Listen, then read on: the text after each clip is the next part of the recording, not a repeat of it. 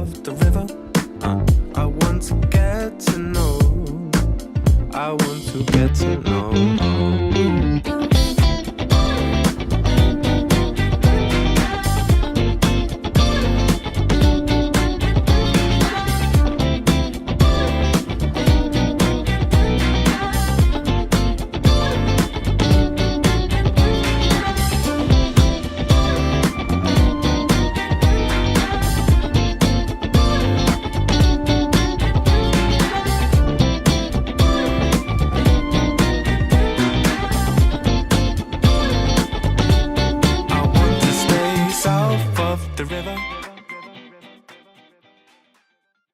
Hey everybody, my name is Landon Hunt. I'm here to talk to you today about the South of the River guitar part by Tom Misch.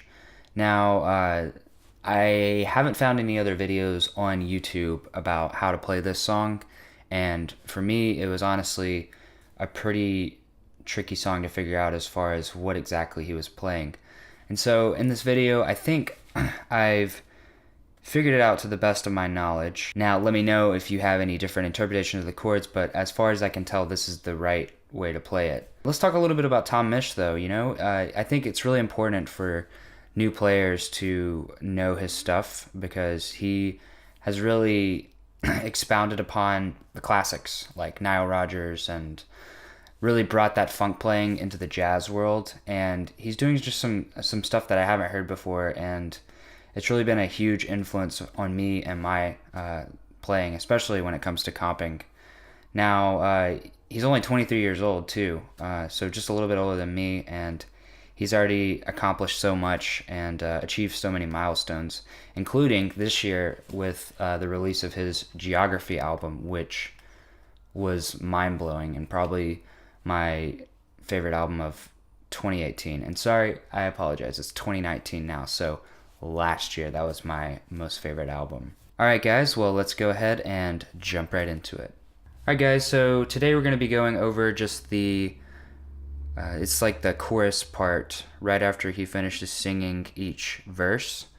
There's not any words there, it's just kind of a vamp on this guitar part. So going into that, he plays, it's kind of a C minor blues lick. Just starting on the 3rd fret on the A string, it's and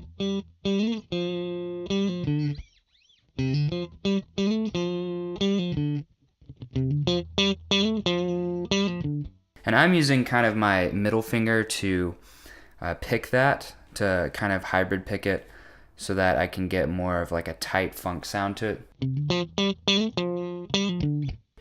And that seems to work pretty well. But then right after that, he starts going into the chorus chords. And this is where it gets interesting because pretty much every voicing he's using is rootless, meaning that the root of the chord is not on the bottom. So take, for example, the first chord. It's a D minor 11. But the bottom note is an F, which is the 3rd in D minor. So it just gives it an interesting sound, and I think that's why this was hard for me to figure out how to play this. So we'll just take it from the first chord, that D minor 11. So you're gonna basically bar with your index finger on the 3rd fret, and then you're gonna use your 3rd and 4th finger to press down on the C and the E, and then you're just gonna play only these top 4 strings. Leave these mute.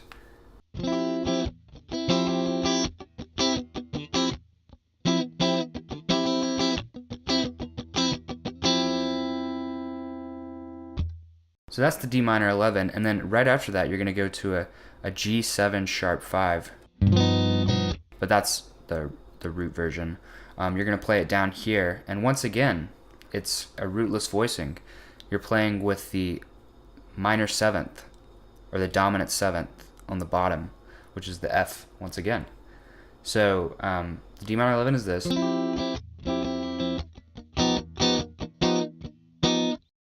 And that voicing, you're just going to leave your index finger there, and instead of using these two fingers, you're going to use your second and third fingers to play right here, and basically it's just like you're moving them in to get that altered sharp 5 sound, or sorry, not altered, but augmented sound.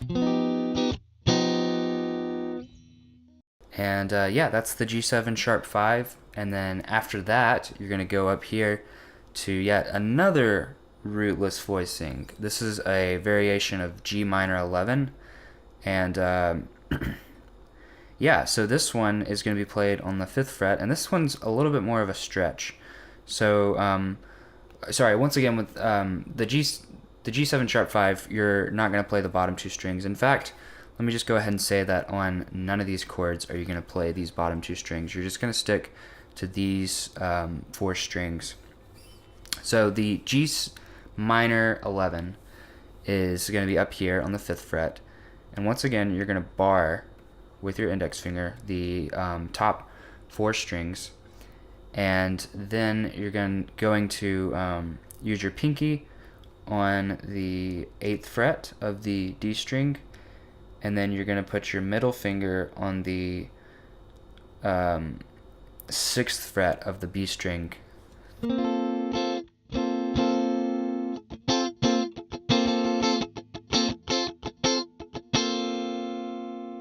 And that's going to give you your G minor 11. And then right after the G minor 11, you're going to go to the E minor 11, which, once again, it's a rootless voicing. And on this one, you're going to have the minor 3rd on the bottom. And it's the same shape as the D minor 11 voicing. So you're just going to bring it up here, and you're going to play.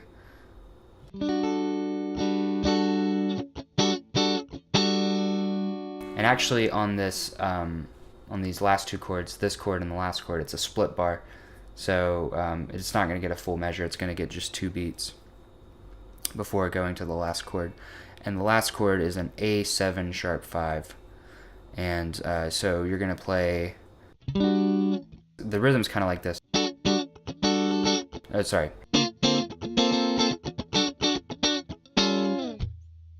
So yeah, the A7 sharp 5 is essentially the same as that G7 sharp 5. You're just going to bring these fingers in. Instead of using them, use your second and third fingers.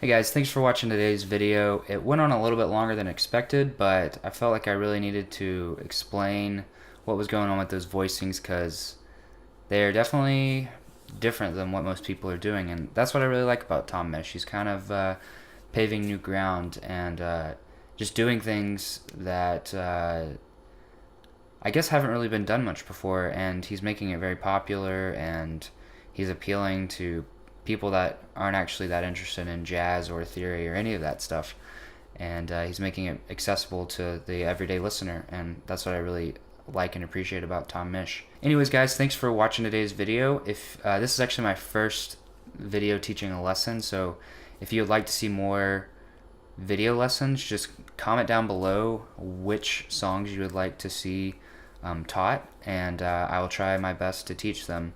And also be sure to subscribe to this channel. Thanks guys.